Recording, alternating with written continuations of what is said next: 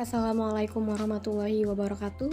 Halo teman-teman semuanya, kami dari kelompok 2 kelas A Indralaya akan menampilkan sebuah video mengenai beberapa pertanyaan terkait birokrasi dan governansi publik. Sebelumnya kami ucapkan terima kasih kepada Ibu Dr. Lili Erina MSI selaku dosen pengampu mata kuliah birokrasi dan governansi. Sebelum menyaksikan videonya, kami akan memperkenalkan diri terlebih dahulu. Berikut kelompok 2 kelas A Indralaya yang beranggotakan 6 orang. Yang pertama ada Umu Aziza, yang kedua Anjani Paraswari, yang ketiga Indah Ayu Lestari, yang keempat ada Vinisa Septi, yang kelima Adinda Salsabila, dan yang terakhir Inaya Salsabila. Baiklah, langsung saja ke pertanyaan yang pertama, yaitu bagaimana menurut kalian netralitas birokrasi di Indonesia saat ini, serta berikan contoh, fakta, kesimpulan, dan solusi. Keadaan netralitas birokrasi di Indonesia. Dalam praktiknya, netralitas birokrasi di Indonesia ada beberapa faktor yang membuatnya sulit untuk diimplementasikan, yaitu yang pertama, sistem politik pemerintahan, dan yang kedua, kondisi sosial politik masyarakat di suatu negara. Dapat kita lihat pada gambar berikut, seperti KKN dalam ranah birokrasi pemerintah, yaitu korupsi, kolusi, dan nepotisme, sehingga pada akhirnya melahirkan ketidakpercayaan masyarakat kepada birokrasi itu sendiri. Terkait permasalahan birokrasi yang ada, terdapat solusinya, yaitu kedepannya perlu dibangun sebuah birokrasi pemerintah yang netral kepada kepentingan penguasa dan kelompoknya, tetapi harus juga berpihak kepada kepentingan seluruh masyarakat Indonesia. Agar dapat terwujudnya birokrasi pemerintah yang demikian, maka prinsip-prinsip berikut perlu diperhatikan ke depannya, yaitu yang pertama ialah birokrasi yang digerakkan oleh visi dan misi yang jelas, yaitu apa yang dibutuhkan dan diinginkan oleh masyarakat perlu dibangun bersama-sama. Yang kedua yaitu birokrasi yang pimpinannya memiliki leadership yang kuat. Yang contohnya ialah pemimpin yang harus berlaku adil pada semua golongan dan lapisan masyarakat dan tidak mengabaikan dimensi-dimensi kemanusiaan seperti equity, fairness, dan social expectation. 3. Birokrasi dengan struktur organisasi yang organik dan adaptif, yaitu yang mempunyai pola hubungan yang lebih longgar dan terbuka. Yang keempat yaitu birokrasi yang responsibel dan mengoptimalkan kepuasan rakyat terhadap pelayanan publik.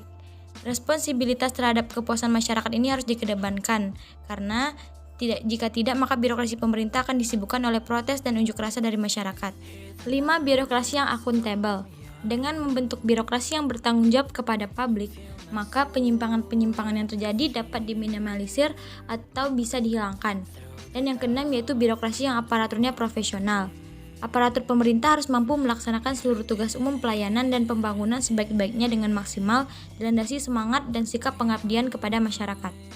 Soal yang kedua yaitu bagaimana hubungan antara patologi dengan good governance dan birokrasi reformasi, atau bagaimana aplikasinya di Indonesia.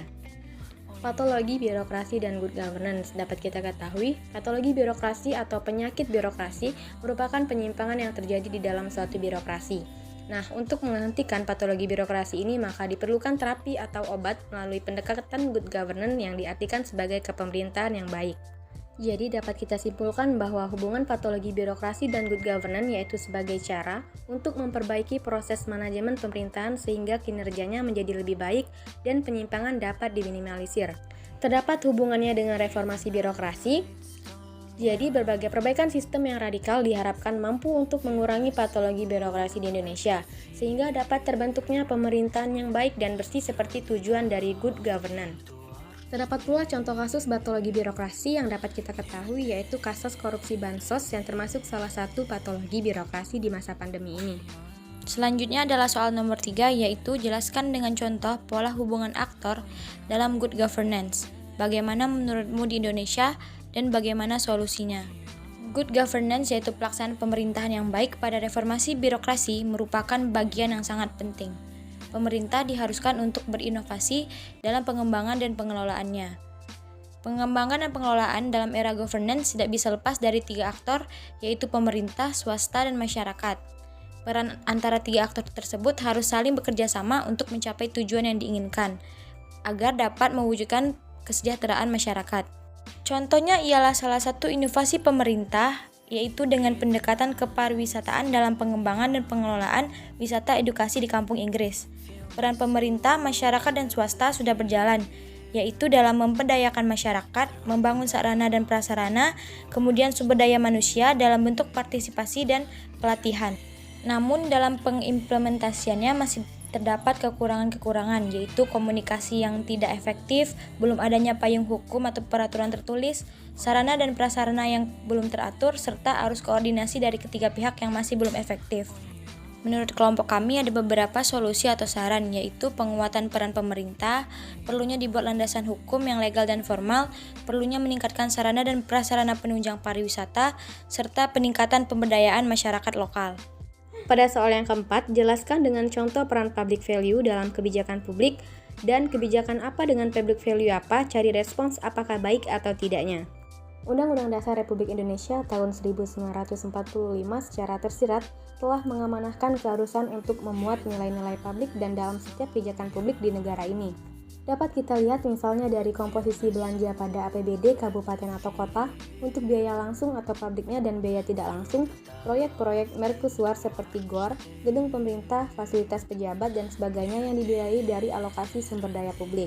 Maka dari itu terdapat peran public value, yaitu konsep nilai publik memberikan cara yang berguna untuk berpikir tentang tujuan dan kinerja kebijakan publik, dan ini memberikan tolak ukur untuk menilai kegiatan yang dihasilkan atau didukung oleh pemerintah. Soal yang kelima ialah bagaimana pendapat kalian tentang penerapan atau aplikasi etika birokrasi di Indonesia?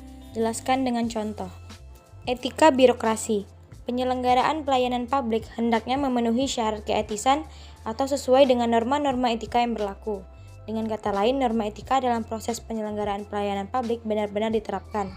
Etika birokrasi menurut Darwin ialah seperangkat nilai yang menjadi acuan atau penuntun bagi tindakan manusia dalam berorganisasi. Contoh masalah etika yang terjadi saat ini ialah melayani masyarakat harus ada balas jasa berupa uang atau jasa yang diberikan kepada pengguna jasa baru dilayani semaksimal mungkin. Jika tidak, maka tidak akan diproses. Hal seperti ini yang harus dilakukan perubahan dalam melayani masyarakat. Melayani harus sesuai dengan peraturan yang berlaku, jangan karena melihat ada timbal balik di dalam pelayanan tersebut. Penerapan etika birokrasi di Indonesia. Penerapan etika birokrasi dalam pelayanan publik di Indonesia kurang dibahas secara luas. Meskipun telah disadari bahwa salah satu kelemahan dasar dalam pelayanan publik di Indonesia adalah masalah moralitas. Etika sering dianggap salah satu elemen yang kurang berkaitan dengan dunia pelayanan publik. Padahal etika merupakan salah satu elemen yang sangat menentukan kepuasan publik yang dilayani, sekaligus keberhasilan organisasi pelayanan publik itu sendiri. Baiklah, mungkin itu saja pemaparan mengenai jawaban dari beberapa soal terkait birokrasi dan governansi publik. Terima kasih. Berikut beberapa referensi yang kelompok kami gunakan. Lebih dan kurang kami mohon maaf. Wassalamualaikum warahmatullahi wabarakatuh.